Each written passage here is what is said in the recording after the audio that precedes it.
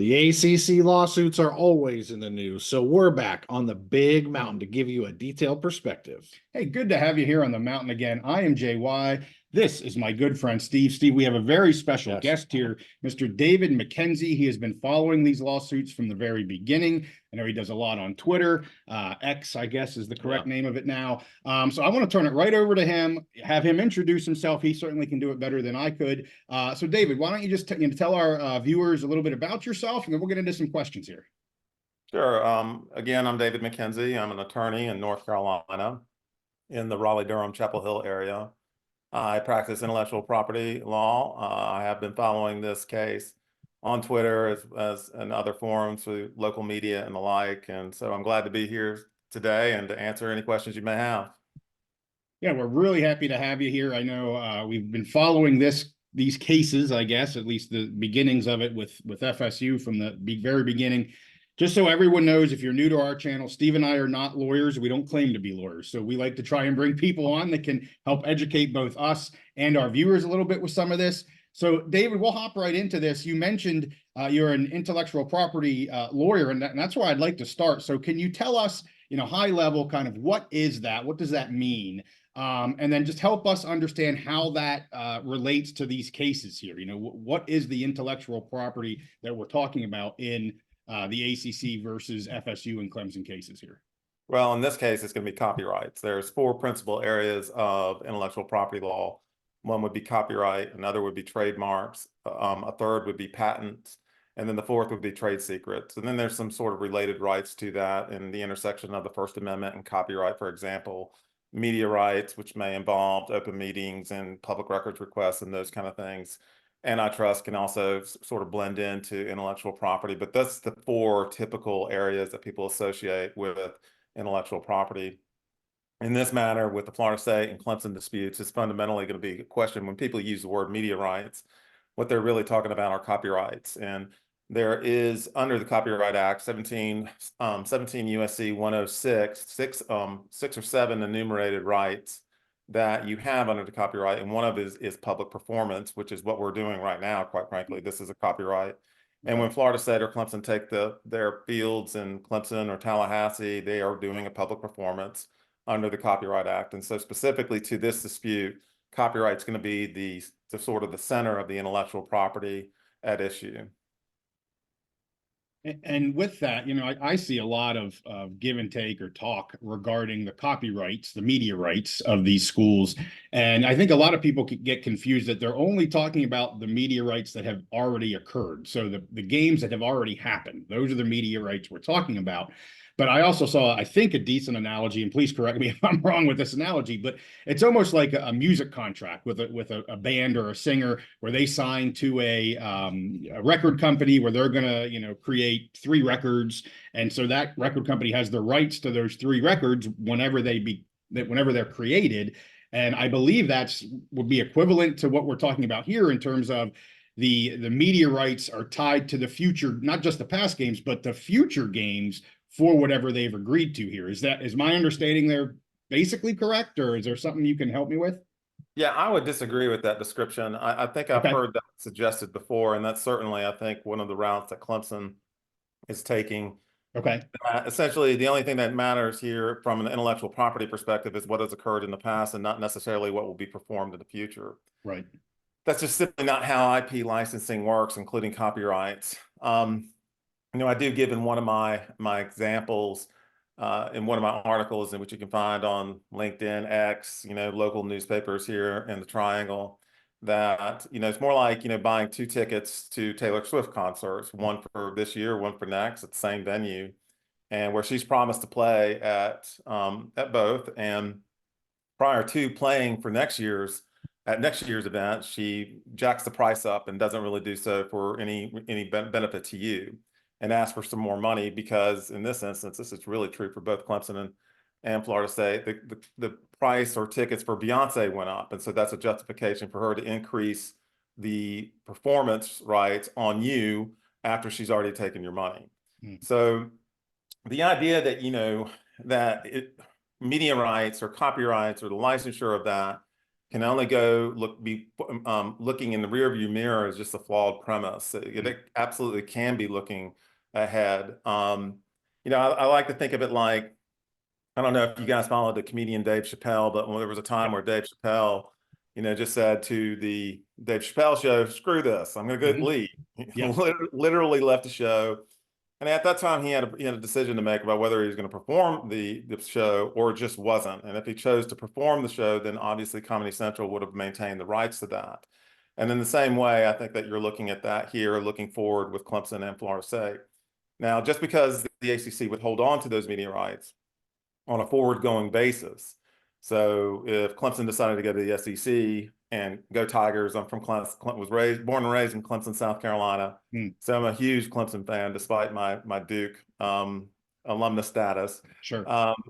You know, it's important to realize that, you know, they go to the SEC, ACC holds the media rights. It's not like that the ACC can hold that money just hostage, right? They would have to equitably pay over to Clemson whatever that they accrued as a result of holding those media rights. So it's not like a situation, I've seen a lot of conversation out there where people think, well, they'll hold our media rights and they'll just hold our money hostage. It doesn't work that way. There's no windfall in contract law or in IP licensing where you can just simply take and hold the money and not pay it equitably over to Florida State or Clemson.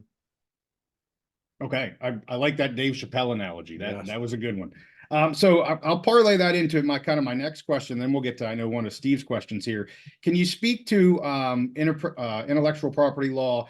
And, you know, in this case, we've heard a lot about exit fees versus unenforceable penalties. And obviously the two sides are talking about that differently. How do media rights as a copyright, how does that play with an exit fee versus a penalty versus whatever the case may be here?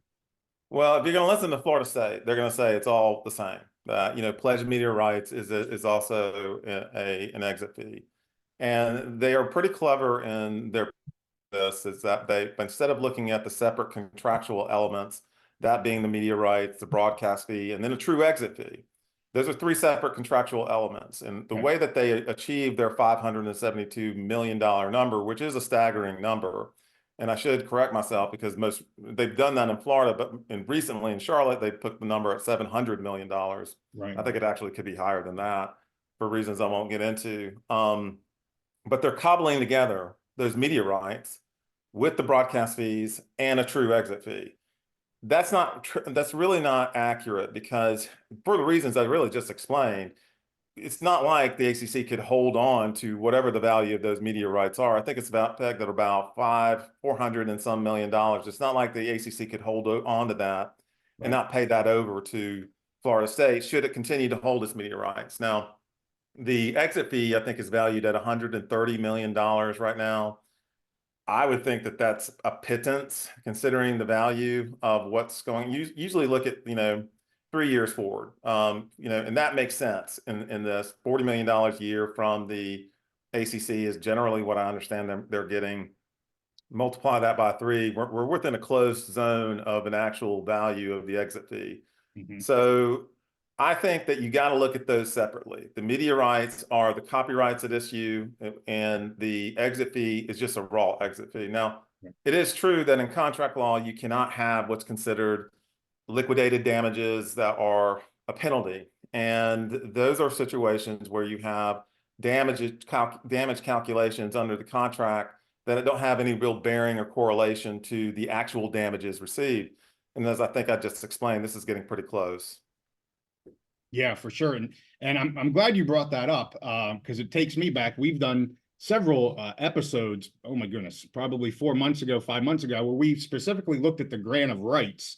And we looked at some articles written by attorneys on kind of some questions, places that maybe there are some weaknesses. They're not saying there is or there isn't, but maybe there are some weaknesses. And the liquidated damages piece was one of the items that we looked at, you know, actual penalty versus liquidated damages, exactly with what you just said. So it takes me back about 4 months ago. It's hard to believe it's been that long, but, you know, we did try to dive into that a little bit. If any of our viewers are interested, you can go back on our channel and check that out. But I know Steve, and thank you for all of that. That makes complete sense to me. I think Steve's ready to move to one of his favorite topics. Yes. Yeah. So David, before I get to the question, I'm going to bring up the sovereign immunity topic. Before I get to that, I want to thank you again for joining us, being a part of the conversation. I think college football fans, college sports fans, this as well as we do. You're a Clemson fan, and you're tied in with a lot of different ACC programs. Duke too. Yes. Yeah. Yeah. So yeah, so college football fans, we tend to be tribal. We want to run to our little home base area of our fellow fans and band together and fight be a part of the competition and fight the good fight. And so I think what happens a lot of times is, we have fan bases from different schools, whether it's, North Carolina, whether it's Florida State, whether it's poor little Wake Forest, whether it's Clemson, that they look at their interests of their school, and that taints their perception of what's going on, because they want the best outcome for their school. So we call it rose colored glasses, and as a Penn State fan, drinking the blue Kool-Aid, whatever.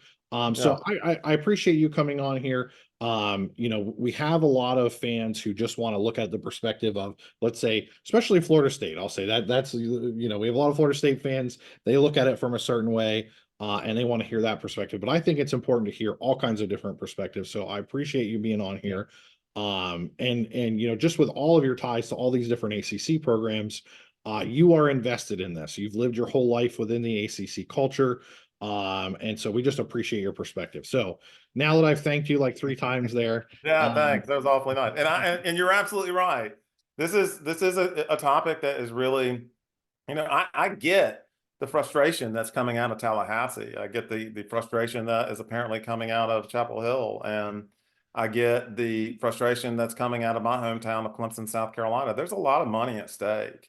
Yep. And people have sort of joked with me, is this really about the punt Ruski in 1988 when I was sitting in the stands with pouring rain in Death Valley, and Leroy Butler somehow breaks my heart by going all the way down to, I think, the 5-yard line? It's not about that from my perspective. It's about the law. I have thought really hard for a long time about how I could maybe aid one of these schools in getting out of the situation, because on an equitable basis, it does bother me that there are some schools that I will leave carefully unnamed in the SEC that do not rise to the same level in terms of economic impact or academic prestige or anything like that, are going to be making $40 million more a year than big, large brands like Florida State or Clemson or Chapel Hill or of course Duke. And got to give it to my NC State people as well. So yeah, I have a deep, I want to say an allegiance, but I do have, my heart does bleed for the ACC. As I think I told you guys, have family members too that went to Florida State, one Wake Forest, child at Carolina. I'm a Duke graduate. My grandfather went to NC State, and my parents went to Virginia Tech. So I do have it coming out of my ears, but it's a big issue. I get that a lot of people are fired up about it. Sure. Absolutely. And it's a great point. It's good to bring up, because, and I'm going to speak directly to our Florida State fans that might be watching this. A lot of you take issue maybe with some of the things David has to say, or what he puts on Twitter, because it doesn't fit your narrative of what you want. But I think it's important to listen to all sides, listen to all perspectives, to gain a better understanding of the entire picture. Otherwise, you're setting yourself up for disappointment. If you only listen to the people who are going to tell you what you want to hear all the time, then you're going to be really disappointed later if it doesn't work out for you. So putting that aside, let's talk about the topic of sovereign immunity. Sure. So I'm gonna broach the subject this way. In Mecklenburg County in North Carolina, Judge Bledsoe, he kind of in his ruling, he kind of pushed the idea of sovereign immunity aside, basically saying that it was implied waiver of sovereign community because they joined the ACC, they're operating across state lines.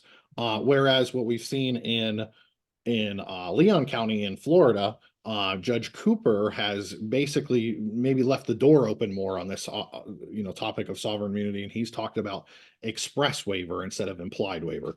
So I just want to talk, just why are we seeing kind of 2 different perspectives in the 2 states? What's your opinion on that, of why we're seeing 2 perspectives? And then if you just want to give any opinions on the whole topic or idea of sovereign immunity, how it applies to this case, and just, case law across the United States. Yeah, well, we could probably spend 2 or 3 episodes on the topic of sovereign immunity. We really could. I would take a little bit of issue with some of the description there that Judge Bledsoe brushed to the side, or that he found that it was an implied sovereign immunity. I think he actually went out of his way to find that there was very clear waiver of sovereign immunity. He spent 76 pages in an opinion teeming with legal reasoning and legal analysis, cases, to find that Florida State did engage or did waive sovereign immunity. I mean, one of the things that your viewers need to understand is that there's never really been sovereign immunity for commercial activity. That's what, even in Florida, there's not sovereign immunity on a contract case. When you involve yourself in contracts, or a state agency engages in contracts with individuals, they're under most jurisprudence, with maybe the exception of Texas, which does require an express waiver of sovereign immunity in the contract, which is how Mike Leach got sort of the screws stuck to him. Whether or not the federal courts would actually uphold that is another question.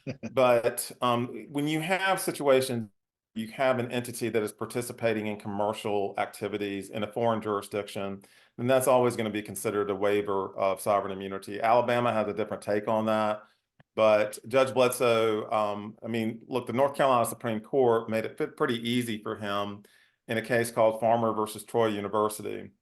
I don't know if you guys know the facts of that case, but Troy University is a constituent member of the Alabama higher education system.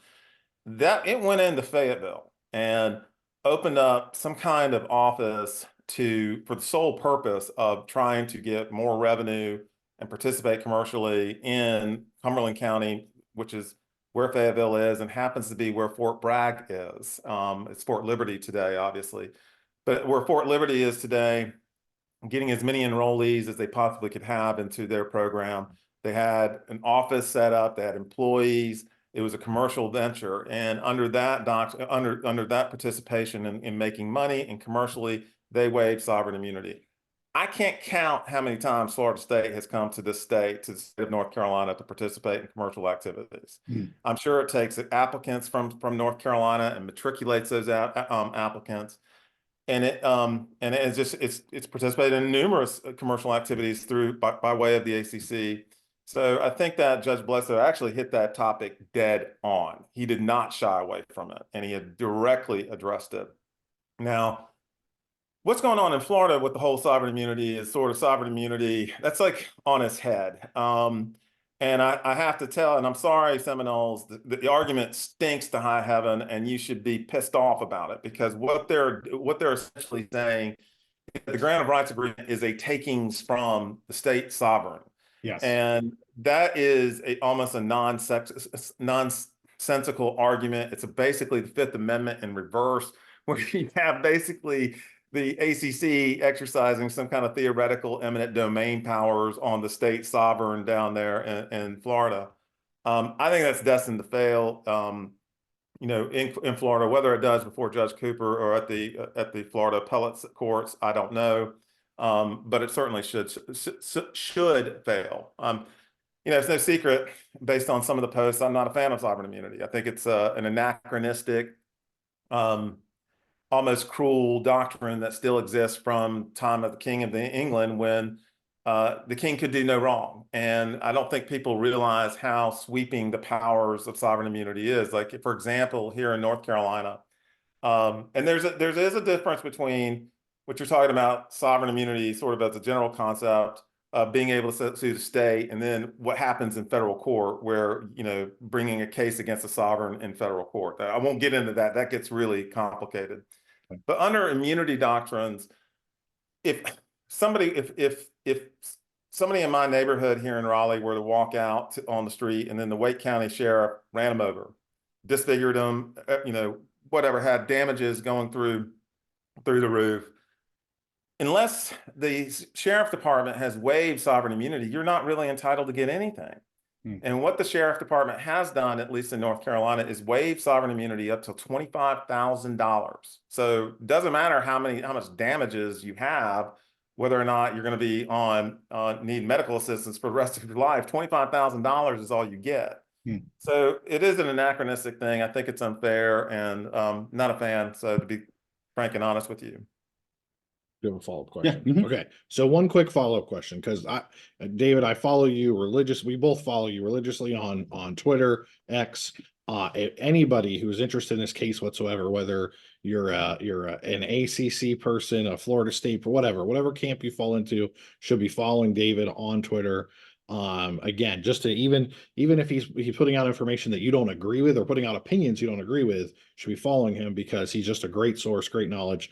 But I remember seeing one of your tweets about, okay, sovereign immunity, if Florida State is successful in getting this getting out scot-free because of sovereign immunity, then you might as well not do any business or have any contracts with any state entities in Florida, something to that extent.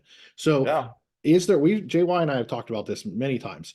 Is there a risk if something happens in Florida where basically there's a ruling there that, Florida State gets out of this easily due to sovereign immunity? Is there a risk, in your opinion, of why would the SEC or the Big Ten want to go into business with basically the state of Florida, a Florida public university, if those contracts are meaningless and they could just be torn up due to sovereign immunity? Well, first of all, I don't think that they're going to get out on sovereign immunity. I think that even in Florida, the jurisprudence is that in a contract situation, sovereign immunity doesn't apply. What they're saying, what Florida State is, they are making sort of that reversed, Fifth Amendment takings argument of taking from a sovereign, which I think is absolutely ridiculous. But what they are saying as a component of sovereign immunity is that they have to be sued in their own state.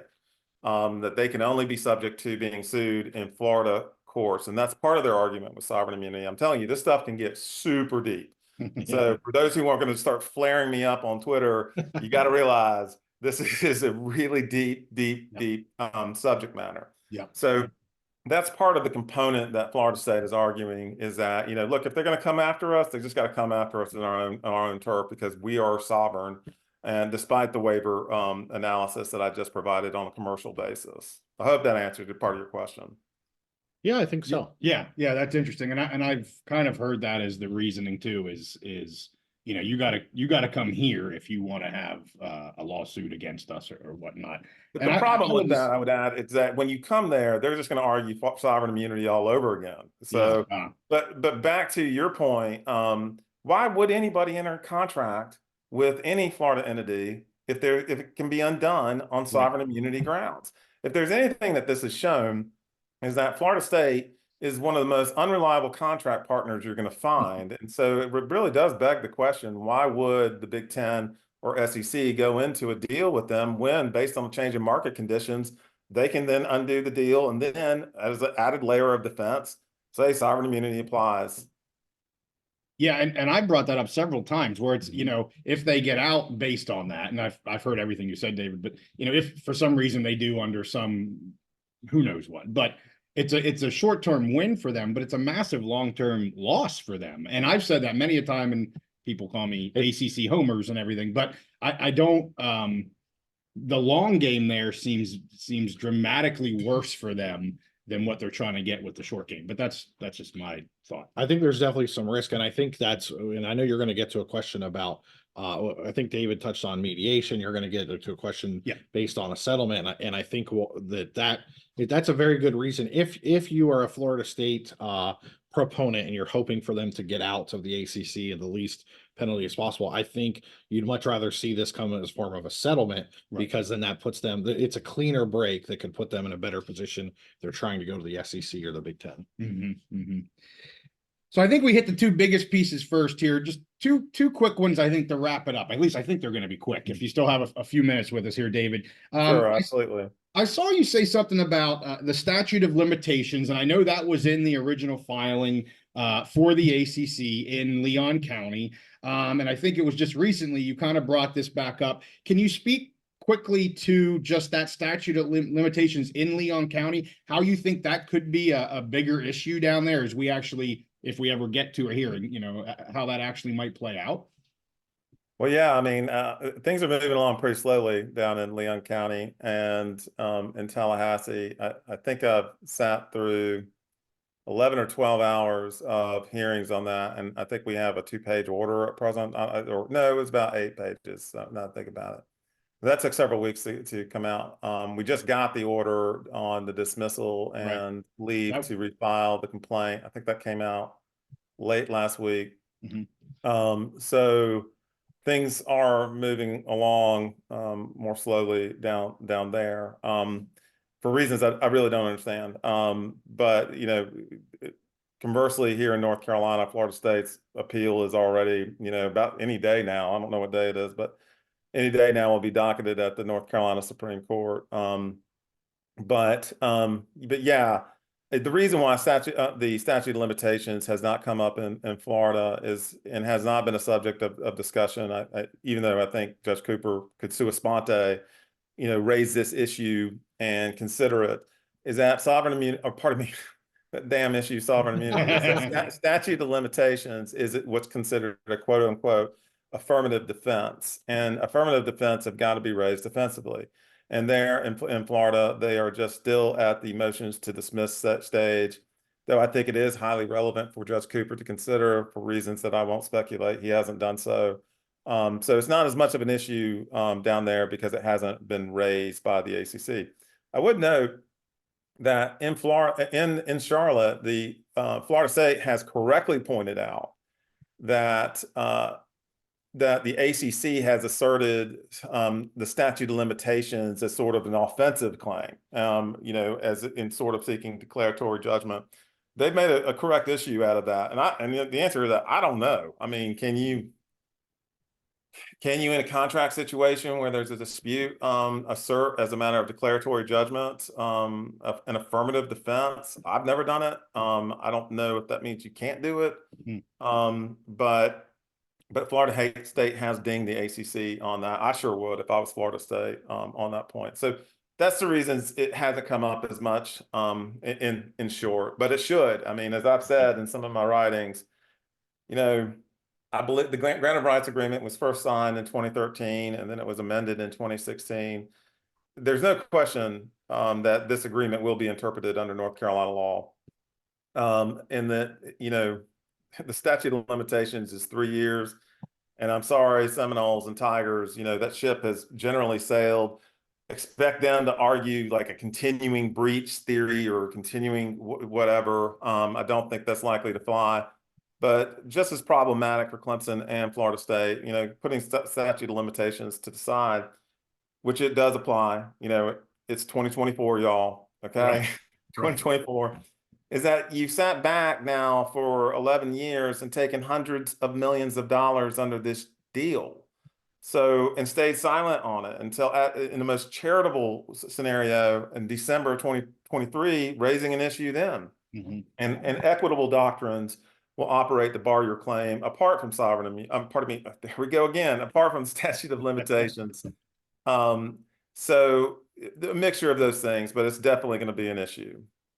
Yeah, I have so many follow-ups to that, but I'm going to let that be. I agree. There's a lot there. I mean, statute of limitations being one of several things in terms of, I think, contract law and how they have both, how it's been applied over a decade now or a decade plus now. And, you know, that actually matters here, I think. So anyway, I'll let that be. I'll wrap it up with this. And Steve and I are both, I guess we're in the camp that most people are in. We think there'll be some sort of settlement for FSU at some point.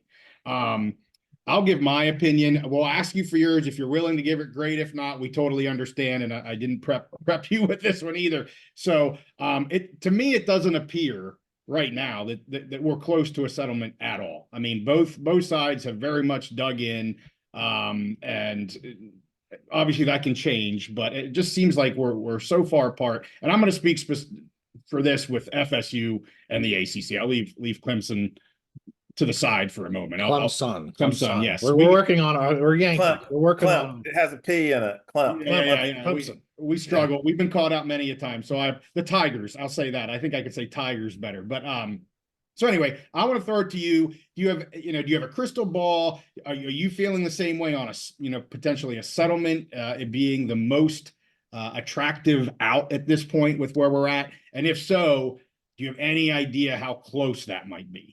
I don't think it's anywhere near. I don't think it's even remotely close. Yeah. my sense is, and I wish I could be this confident about every case that I've been involved in, even though I'm not involved in this one, don't know any of the parties, don't represent the ACC. You know, there is no, you don't settle or fold with the royal flush. And I know that this is going to light me on fire on Twitter and whatever. But the ACC's case is incredibly strong.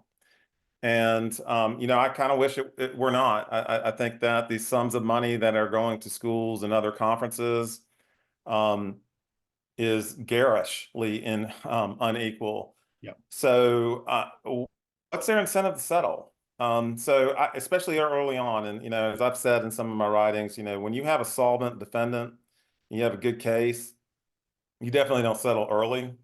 And you definitely don't settle for less than the full value of the claim. So I know that there's been a lot of speculation out there about, well, you know, Florida State's going to get out for 100 million or whatever. Right. You know, I think the value of this is possibly astronomical. You know, the Wall Street Journal has reported, I think, like a week ago, that the value of media rights for live sports continues to escalate. I mean, who's watching, you know, daytime soap operas anymore? I mean, who's watching live TV unless it's sports or maybe some news? Right. And if they're doing that, they're doing it via streaming, which is, by the way, what's fueling all of this. So the value of any kind of settlement is significant, and I think outside the capacity of Florida State's coffers to pay.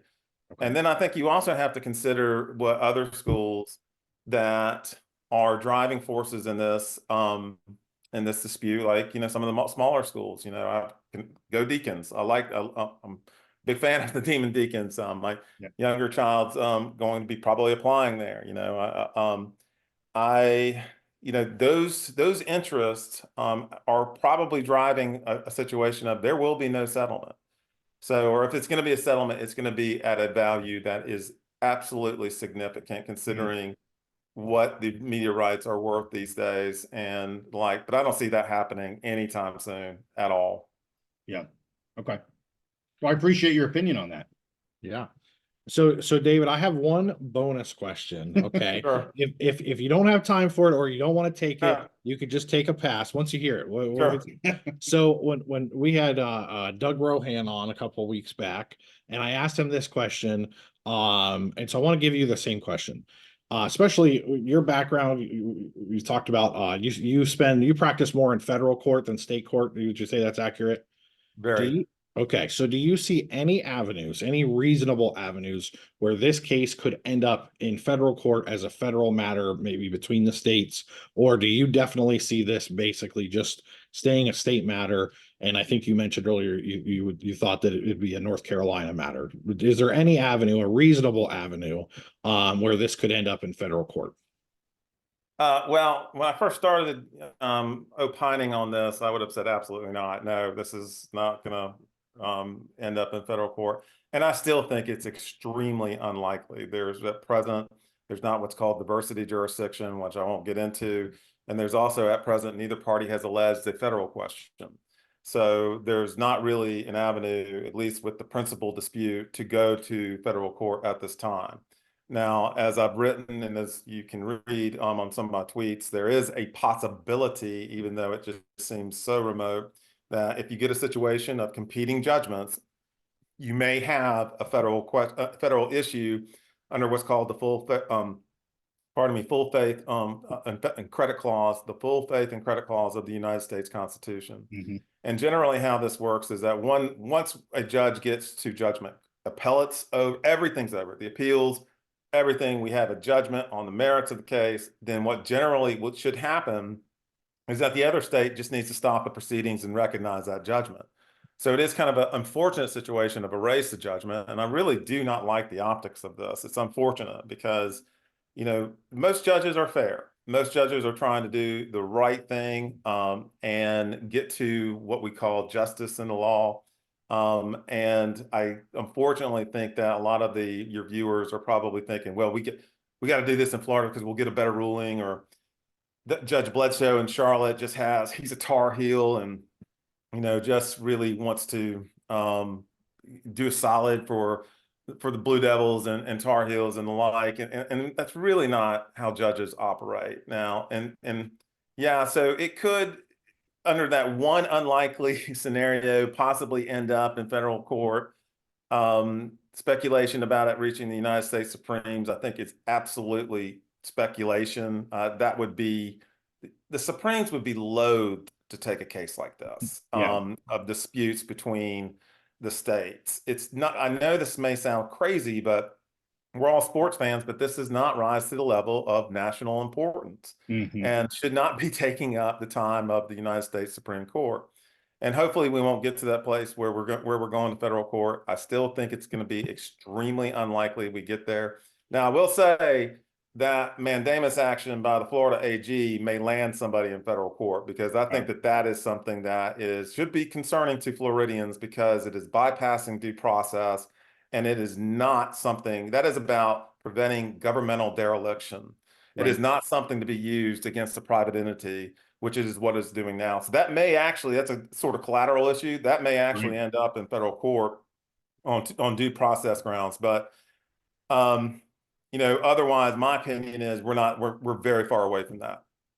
Yeah, I think Doug's answer basically was almost exactly the same. He cited the true faith and credit clause, like you mentioned, and he said it's basically that it'll be a race to judgment. Whoever gets there first the other state will have to accept it. I think you leave the door open, maybe a little more open than him. And what I'll just say, as my opinion, again, I'm not an attorney, I don't practice in any states.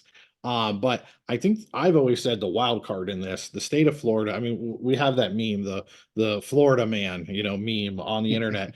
And you mentioned the AG down there. I just have this feeling that the politicians in Florida, we've seen what's going on between Governor DeSantis and Disney company. We try not to get too political on here, but I think that's the wild card in all this is the politicians in the state of Florida, especially if they start to see this go away from them and they feel like they need to step in, which we've kind of seen that from the AG so far.